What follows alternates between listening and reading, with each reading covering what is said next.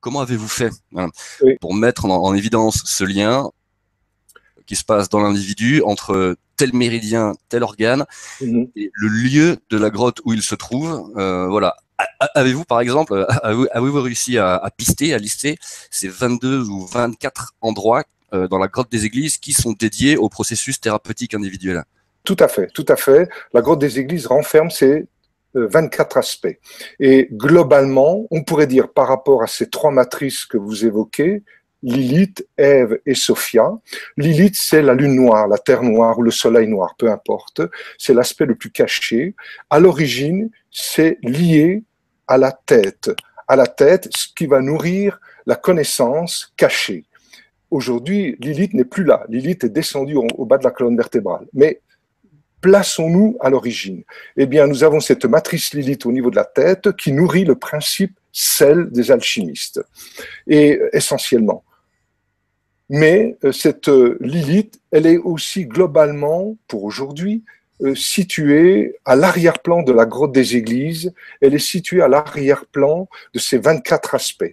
Globalement, pour le moment, c'est ça. Mais nous devons la travailler pour retrouver son feu secret de manière à remettre en vie ces 24 aspects. Et c'est cette Lilith cachée que l'on doit remettre en avant. Et ensuite viendra l'aspect Ève et ensuite l'aspect Sophia. Alors, nous avons trois œuvres en alchimie, l'œuvre au noir, l'œuvre au blanc, l'œuvre au rouge.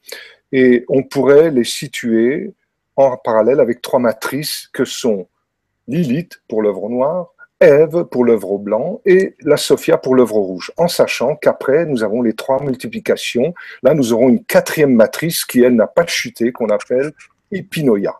Alors, la Lilith, elle, eh bien, va surplomber en quelque sorte ces 24 arcanes qu'on va retrouver dans la grotte des Églises, globalement l'œuvre au noir. C'est tout un travail sur le collectif, sur la généalogie, et les 24 aspects sont eux-mêmes divisés en trois, c'est-à-dire les 7 cervicales, les 12 dorsales, les 5 lombaires. L'ensemble est en quelque sorte gérée par la Lilith. Mais comme la Lilith est étouffée en bas, elle a chuté, elle s'est recroquevillée sur elle-même, on l'appelle la Kundalini du bas de la colonne vertébrale, eh bien, nous sommes en perdition uniquement dans ces trois, dans cette triade, sel, soufre et mercure, tête, bassin et cœur. Là où travaille l'anthroposophie, par exemple.